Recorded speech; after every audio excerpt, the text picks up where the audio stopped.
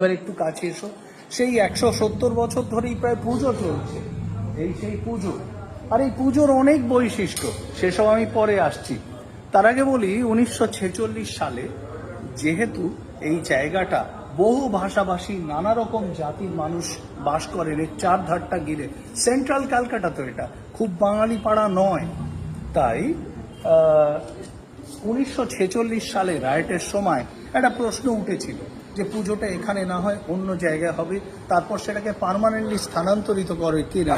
কিন্তু তারপর একটা অদ্ভুত ঘটনা ঘটে এবং পুজো ফিরে আসে ঠিক আজকের এই লোকেশনে।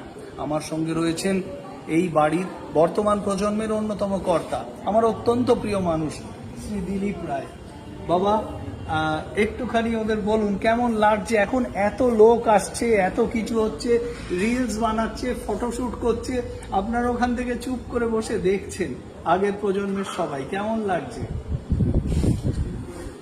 এই এক বিচিত্র অভিজ্ঞতা।